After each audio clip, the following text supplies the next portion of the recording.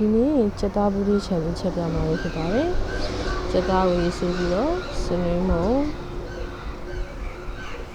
ချုံမုံစာ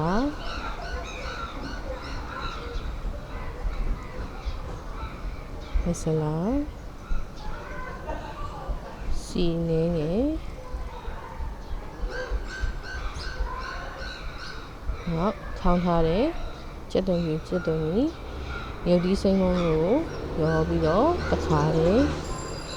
နေပြီးနှက်ထားပြီးတော့ချက်လိုက်ပါမယ်ရှင်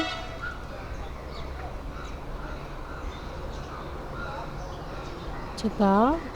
အပြော့မှာပုံမူတည်ပြီးတော့ရေထည့်ပြီးတော့နူးတဲ့အထိတည်ထားပေးပါမယ်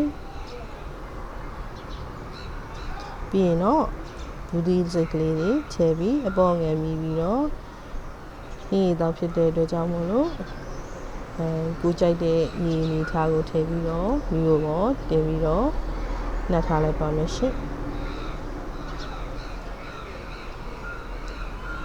ပြီးသွားရင်တော့ရတာလည်းအနေတော့ဖြစ်ပြီးဘူးဒီတွေလည်းနူပြီးအရေးတော့ပုံစံလေးလည်းရပြီဆိုရင်တော့အရာသာရှိပြီးတော့စားလို့ကောင်းတယ်ကြက်သားဘူးဒီဟင်းတစ်ခွက်ရပါပြီရှင်